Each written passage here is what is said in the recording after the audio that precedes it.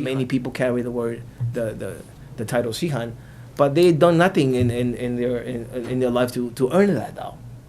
A Shihan to me is an innovator, is a person of knowledge, a person that brings in something.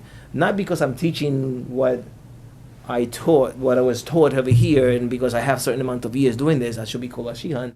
That is really a very narrow-minded way of looking at it. Not because, okay, I learned this thing, now let me teach this, what I understood, which is this thing, and let me call it something else. I'm going to call myself Shihan, or Master, because this, everybody wants a name for themselves, but it is not the correct way of doing it. It's not, it devalues what we do, and this is why people like you, people like me, people like a lot of the other masters that are out there that are teaching Budo, we are trying to preserve the essence of the art, and there's a lot of things that come and go. Right. The grappling, the Brazilians, all great thing. It's a great sport, and so is judo.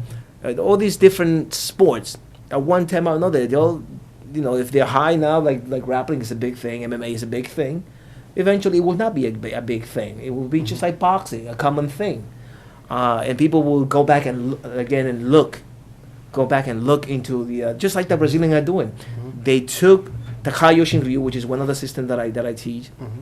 and they develop it into a whole science. And you have Brazilian Jiu-Jitsu, which is great. But now the Brazilians are looking back at the wait a minute, we can't just do grappling on the floor. We got to do some stand-up. We got to do defense against knife. We got to do defense against this, because again, we have to consider the artistic part. Life without art is meaningless. It's like me just drinking water because I know it's water. But what about if I just sip the water, and I can taste and I can live and I know that I am water too, So that's the essence of the art as well. We have to bring that back, and a lot of the martial arts instructors that are out there, I hope that they see this and they try to bring some of the Budo into their system, mm-hmm. so that the student not only sees what the teacher sees, but he has the opportunity to evolve beyond the instructor, mm-hmm. if it's possible. Right. You'll see that in some particular arts, there's an art for knife fighting.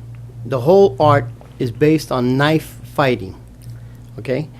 Then you see another art, whether you want to call it jiu-jitsu, whatever you want to call it, and it's taking the knife away from the person. So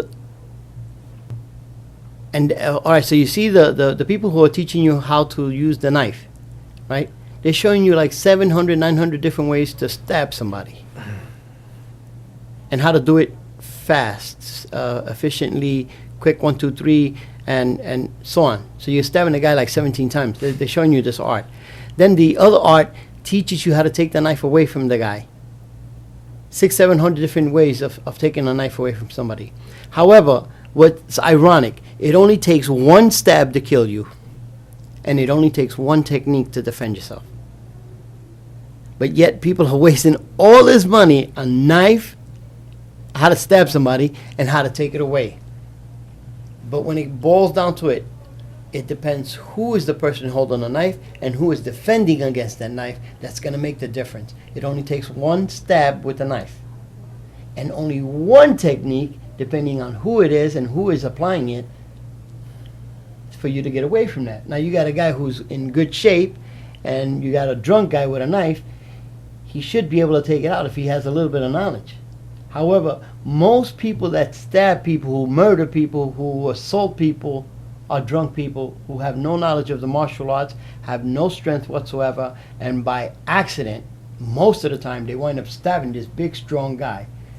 And I find that ironic. Here you got a guy who's studying martial arts for 20 years, 18 years, whatever, and he gets in a situation where somebody else pulls a knife out on him, and instead of going into his art, he gets a bigger knife and kills the guy who has no skill on the knife. It's ironic what happens in our society, and how we are taught, and how people look and perceive the martial artists. Just like I was telling a guy before, a guy had asked me, you hold 6 black belts, you have all these dans, ba ba ba ba. What if a guy were to punch you? And I always say, well, listen, the belts do not make my jaw harder. It depends who punches me. You know, you get a guy, he's got a good punch, knock me out. He might even kill me. The belt does not make your jaw harder. It doesn't work that way. You guys been watching too much TV. Channel 5 is out of whack. You understand? It does not make your jaw harder. However, if you're a skilled person and you know you're going to get hit, then you should have that edge over the next guy and be able to retaliate, get away, and survive. If your art is good, and if you've been taught well, is to survive. Personally, I'm a dirty fighter. I fight dirty. I don't fight with honor. I fight to take the person out, do the best I can, and get out of there. I want to survive. I don't want somebody to stab me up, you know, and I need to prove nothing to nobody by standing up there in a karate stance or a ninjutsu stance.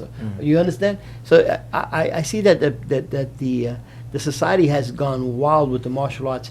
There's an exaggeration on many parts, and it needs to really be, people need to think. You don't need a special instructor to point this out to you, but think the way to survive. How do you do it? And if you go to a good instructor, he's going to teach you how to get out of that situation, how to survive the situation instead of getting yourself all stabbed up and killed. So, Xian, we got about 5 minutes. Well, the important thing is to remember that martial arts is an art. Art means living. You can't just practice techniques and expect to go out there. Martial arts is not going to guarantee you that you're not going to get hurt. It will give you many options. The edge. It will give you the edge. It will give you a chance to survival. A better chance. That's the reality of the art. But when we practice, we need to constantly remember that the reason will persist. If you continue fighting with this in mind, as I tell my students, listen, just take a deep breath and relax. Think nothing. You're not here to learn how to fight. Fight. You're learning to survive. You're learning the art. You're becoming an artist. You know, we can do circles, then we can do paintings, but you're becoming an artist. And this is what you need to keep in mind. Nobody needs to teach you how to defend yourself or fight. You know how to fight already. But what we're trying to do is to add art, flavor, to add the living aspect of the art. And this is what a lot of the martial artists fail, because we don't have that quality well-educated instructors out there that all they're concerned about is giving themselves or giving others titles without without deserving these things or putting their time into. Again, you know, like you mentioned, a thesis. I'm doing my thesis. I'm writing my books. This is what a Shihan does. You are a contributor. You are an innovator of the arts, and that's what the same thing for a sensei. A sensei is a guide, a helper, somebody to lean on, not the title itself. It's unfortunate that we don't have much time because there's a lot to be discussed, like the great difference between the Iga and the Ninja. Iga and the Koka, they're basically the same. The techniques are extremely similar. There's just some differences. The value are the same. It was all Japanese. The values are the same. It's just some techniques has certain variations. Just like me saying, what is the difference between a samurai and a ninja? Well, that's different now. That's a difference of value, not technique. Technique are similar. The technique similar to the ninja. If you do omote kotegaku or ristro, the samurai and the ninja will probably do it basically the same, but it's more of the value, the code of ethics, the way of life. Their methods were different because one had an allegiance to a lord, and then these people had no allegiance to anybody. So the methods were different, and the concepts are different because they have a different methodology. They're different, but that's about it. And their uniforms, I mean. Different classes, different social stratas, different expectations. The necessity is the mother of all adaptation. Right. The samurai has has certain social status. They needed to preserve that, so they did things certain way according to a certain code.